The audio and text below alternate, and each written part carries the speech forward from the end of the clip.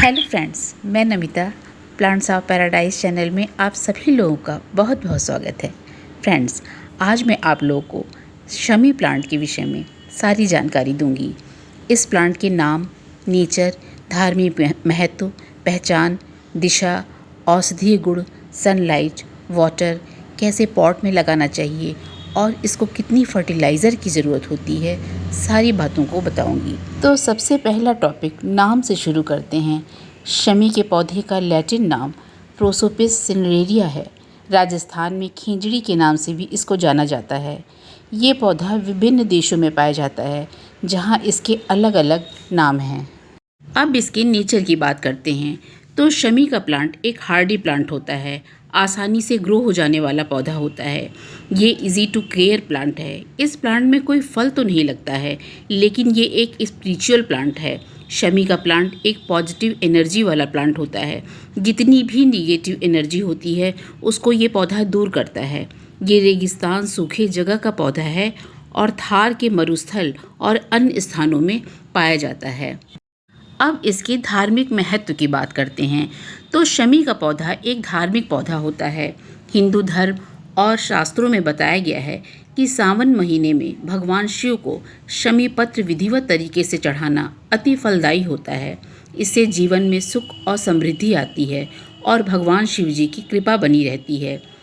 भगवान शिव जी को जो हम 108 बेलपत्र चढ़ाते हैं, उसके किसी कारणवश उपलब्ध न होने पर शमी के एक पत्ती को भी चढ़ा देने से वही शुभ लाभ प्राप्त होता है। ये पौधा शनि देव और महादेव दोनों का बहुत प्रिय पौधा होता है। इसकी पत्तियां सभी देवी देवताओं को पूजा में चढ़ाई जाती हैं।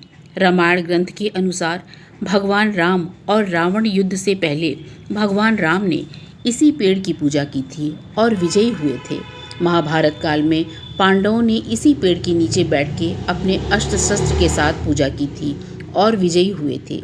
जैसे हम तुलसी की पूजा करते हैं, वैसे ही हमें शमी के पौधे की पूजा करनी चाहिए। शमी की पौधे की पूजा करने से सभी ग्रह दोष समाप्त हो जाते हैं।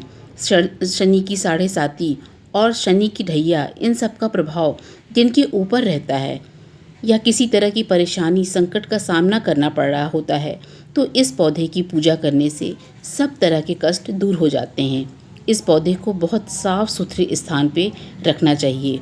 जब भी हम घर से बाहर किसी काम के लिए जाएं, तो इस पौधे का दर्शन बहुत शुभ माना जाता है।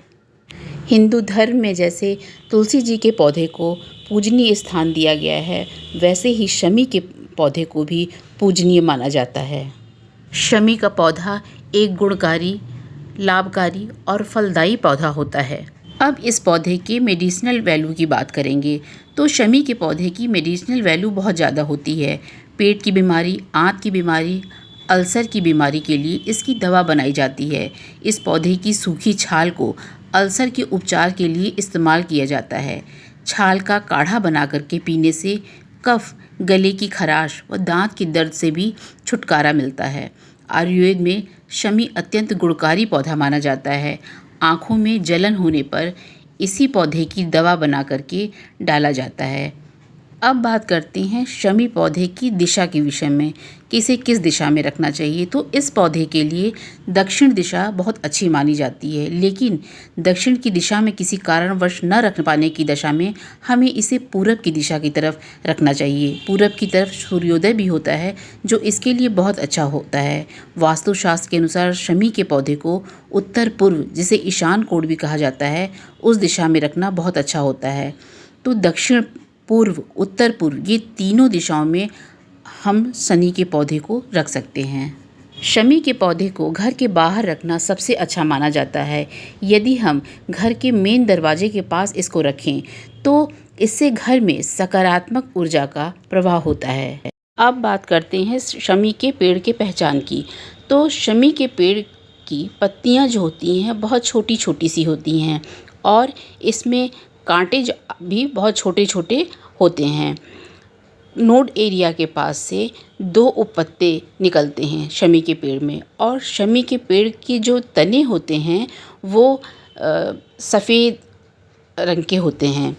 शमी के पेड़ में जो फूल आते हैं वो पीले रंग के फूल होते हैं और दूसरा जो शमी का पेड़ होता है उसके फूल जो होते हैं वो गुलाबी रंग के होते हैं। तो यदि पीले रंग के फूल वाला शमी हमें नहीं मिलता है तो हम गुलाबी रंग के फूल वाले शमी को लगा सकते हैं।